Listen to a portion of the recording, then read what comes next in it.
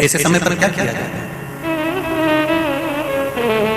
कार्तिक महीने में 2 वस्त्र की महत्वता होती है। ध्यान लगाना जरा, जितनी भी माताएं बैठी हैं, चाहे वो सासू माँ हो चाहे बहुएं हो, बेटियां भी कभी ना कभी बहू बनेंगी और आप भी कभी ना कभी सास बनेंगे, स्मरण रखें। कार्तिक महीने में 2 वस्त्र का विधान है, एक पीले कलर का वस्त्र और एक लाल कलर का वस्त्र। एक पीला वस्त्र है, एक लाल वस्त्र।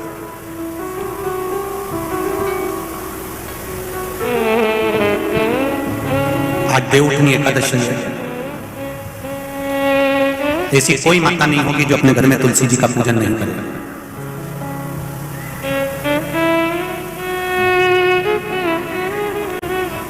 घर की मां यदि आज देवउठनी एकादशी के दिन लाल वस्त्र, बैकुंठ, वैसे तो 25 दिन का महत्व बताया गया है स्कंद पुराण में, जो 5 दिन पीछे के होते हैं।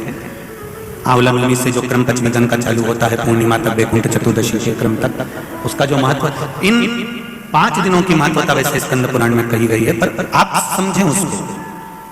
लाल वस्त्र अगर कार्तिक महीने में तुलसा महारानी पर ओढ़ाया जाता है और वही वस्त्र बाद में रख लिया जाता है संभाल कर, तो उस घर में किसी कर्म गति के कारण भी अगर अपशब्द निकल रहे होते हैं तो वो अपशब्द वो वस्त्र रोक लेता है। वो वस्त्र रोक, कौन सा वस्त्र? लाल वस्त्र, पीला वस्त्र। इन 5 दिन में अगर तुलसा महारानी को चढ़ाया जाता है और उसको रखा जाता है, तो जिस नारी के गर्भ से संतान नहीं भी हो रही होती है, उसके कक्ष में अगर वो वस्त्र कुछ दिन तक रखा रहता है तो ये निश्चित आती है कि गर्भ ठहरता जरूर है। ये पीले वस्त्र की और लाल वस्त्र की महत्वता कार्तिक महीने में। अब कई माताएं कहती हैं कि हमारे पास में लाल वस्त्र नहीं है, हमारे पास में इतना नहीं है, तो लाल कलर का लच्छा भी तो आता है, नाड़ा। बोलो आता है कि नहीं आता? लाल, तुम्हारे घर में सिलाई करने का लाल कलर का धागा तो होगा ना कि नहीं होगा? लाल कलर का लच्छा तो होगा, नहीं होगा सफेद कलर का धागा तो होगा, उसको कंकु में डाल कर। पर उस वस्त्र की महत्वता को हम समझें।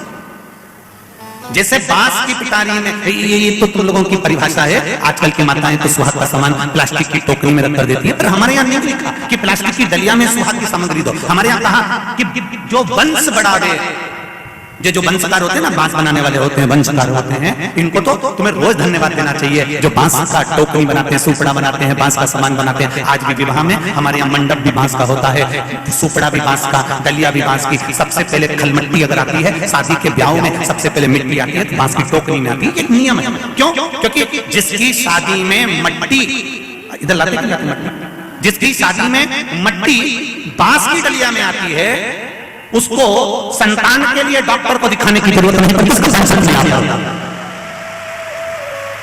जिसकी शादी की शुरुआत प्लास्टिक की डलिया से होती है, फिर उसको टेस्ट भी करवाना ही पड़ता है।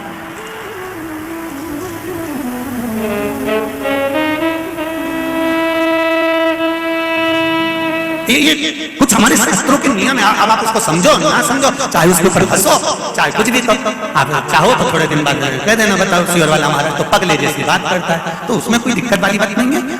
पगले का अवार्ड हमको ही मिलने वाला है, उसमें कोई दिक्कत वाली बात नहीं। पर उसको समझो कि हमारे सनातन धर्म में ये वंशकार, बांस का सामान बनाने वाले, बांस की डलिया बनाने वाले, बांस का सुपड़ा बनाने वाले सबसे पहले ये वंशकार हुए, फिर